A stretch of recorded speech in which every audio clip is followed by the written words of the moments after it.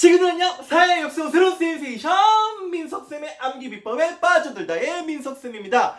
자, 선생님이 최근 영상에서 6.25 전쟁 배경과 특히 과정 순서를요 암기 비법으로 알려드린 바 있고요. 오늘 주제 바로 조선 역사를 송두리째 바꿔버렸던 7년 전쟁 임진왜란에 대해서 이야기하고자 합니다. 자, 시험에서 나오는 부분 분명히 알려드릴 거고요. 특히 시험에서는요 순서가 굉장히 잘 물어보죠. 암기 비법으로 끝낼 건데요. 자, 일단 배경부터 간단하게 이야기하자고요. 자, 임진년에 외인들이 일으킨 난이다라고 해서 우리가 임진왜란이라고 하죠. 연도 언제입니까? 1592년 있죠. 1592년. 자, 1392년에 조선이 건국이 됐으니까 조선 건국한 지 정확히 200년 후에 터진 전쟁이 임진왜란이었죠. 임진왜란. 그리고 우리가 흔히 7년 전쟁이라고 하는데요. 맞습니다. 7년 동안 갔으니까 97년까지 갔던 전쟁이었습니다. 자, 임진왜란 연도는요. 뭐 중요한 연도니까 외워주셨으면 좋겠고요. 자, 이러고 있을 때가 아니죠. 우리가 쳐들어왔는데 지금 일본이들 쳐들어왔는데 우리가 이러고 있을 때가 아니야?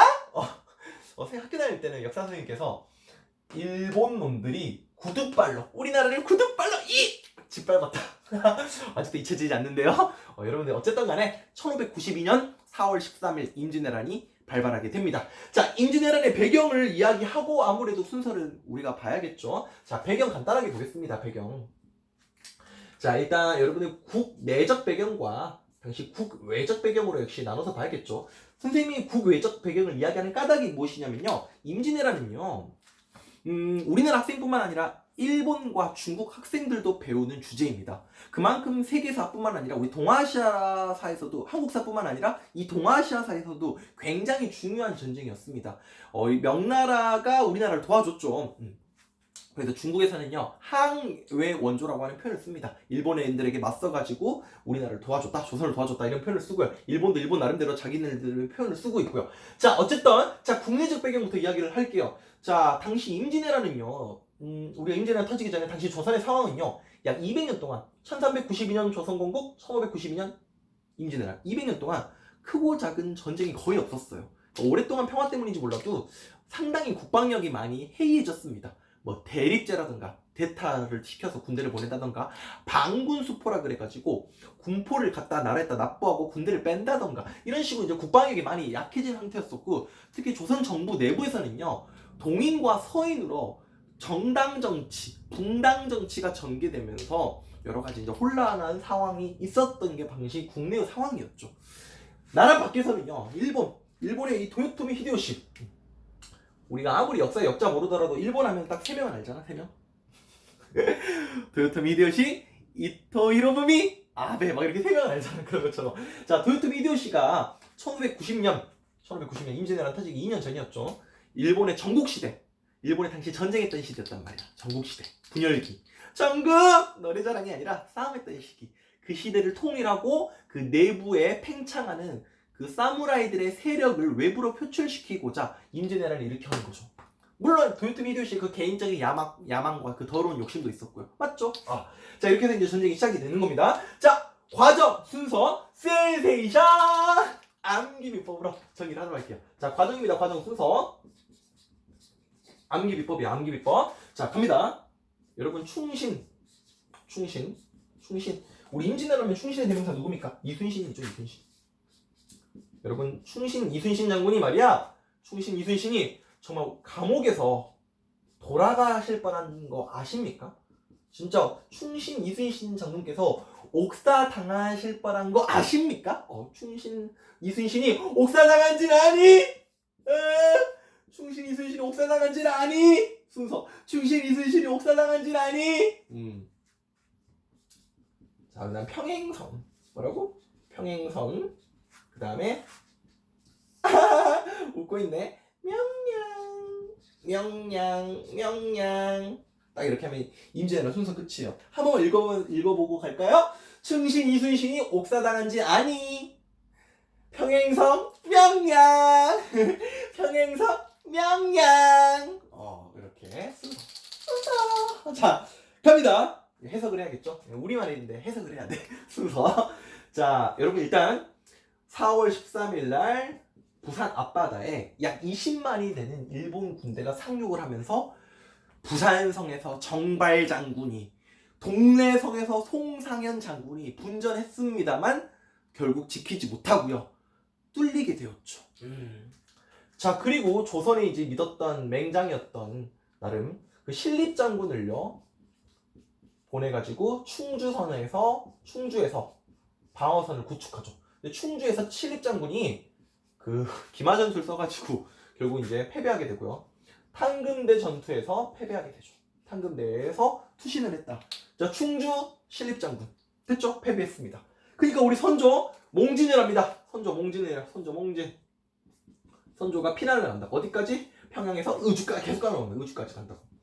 물론 이 와중에 선조가 이제 명나라에게 원군을 요청하게 되는 거죠. 자, 하지만 우리 남해안에서는요 전라 좌수사 이순신 장군께서 미리 일찍이 전란을 대비하고 있었던 찰나에 임진왜란때 이제 일본과 맞서 싸워 이기죠. 말 그대로 23전에 23승이라는 어마어마한 승리를 거두게 되는데요. 그 첫 승이 바로 옥포해전이 되겠고요. 거북선을 사용했던 사천포해전이 되겠고요. 그 다음에 당항포해전이 되겠고요. 그 다음에 여러분들 한산도 대첩. 너무 중요하죠. 그 다음에 김시민 장군의 진주대첩. 여기까지 순서. 크고 작은 전투들이 이제 순서입니다. 특히 선생님이 지금 별표 치는 것들은요 무조건 외워주셔야 됩니다. 한산도 대첩이라던가 진주대첩. 미리 이야기할게요. 행주대첩. 자, 이렇게 별표 친 것들은요 임진왜란을 우리가 3대 대첩이라고 하는 거죠. 이순신 장군의 한산도 대첩, 김시민 장군의 시티즌 김시민 장군의 진주대첩, 그 다음에 권율 장군의 행주대첩. 임진왜란의 3대 대첩은요 반드시 기억을 하셔야 되고요. 자, 또 좀 구분을 한다면 이 옥포해전은 우리가 첫 승이라고 볼 수 있겠고요. 첫 승. 그 다음에 사천포해전에서는요 거북선이 사용이 됐다라는 거. 요 정도 아셨으면 좋겠고요. 자, 그러던 찰나에 이제 명나라가 들어오는 겁니다. 여러분 이거 알아야 됩니다. 아니, 뭘 알아? 명나라가 원조. 명나라가 이제 들어왔다라는 거죠. 명나라가 들어왔다. 그래서 이 명나라가 잘 싸워요. 잘 싸워가지고 자, 일본 애들을 맞서 평양성에서 이깁니다. 평양성 전투고요. 평양성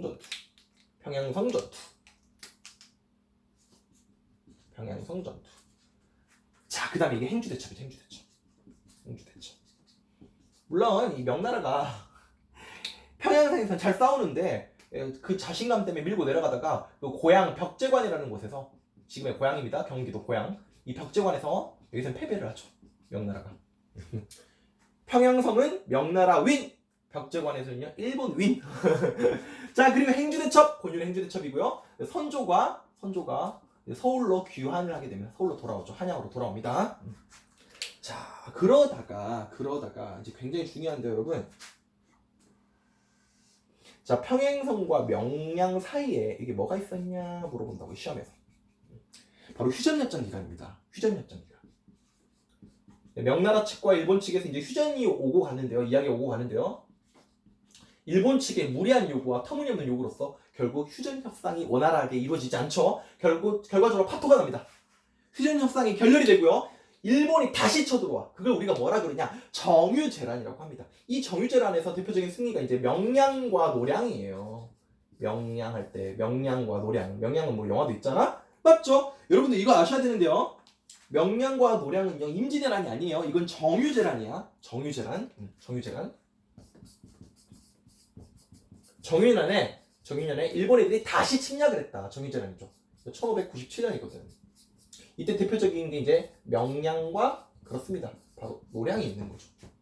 꼭 기억을 하셔야 돼요. 네.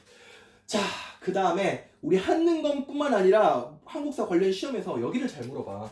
임진왜란과 정유재란 사이에 이때 우리의 움직임이 뭐였냐?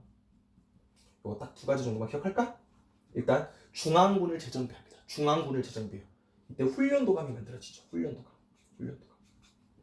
중앙군 훈련도감이 만들어집니다. 자, 조총부대가 우리나라 만들어지는 거야. 뭐 포수, 살수, 사수라고 그랬는데 삼수병으로 구성이 돼 있었죠. 특히 이제 포수, 조총부대가 구성이 되고요. 그 다음에 당시 임진왜란 때 우리나라의 이제 전략 방어 체제가 재생방약 체제는 뭐라고 말해야 되냐면은 그냥 몰빵 제도죠. 그러니까 A라는 곳에서 전쟁이 터졌다고 하면, 난리가 터졌다고 하면요, 군대를 다 일단 몰빵시키는 거야, A에다가. 그 다음에 중앙에서 총사령관 보내는 게 이게 이제 재생방약 체제였는데, 이것 때문에 이제 여기 A가 뚫리면 나머지 B, C, E 다 뚫린단 말이야. 무슨 말인지 알겠어요? 그러니까 진관 체제, 지역 방위 체제라고 할 수 있는 진관 체제로서 복구가 되고요.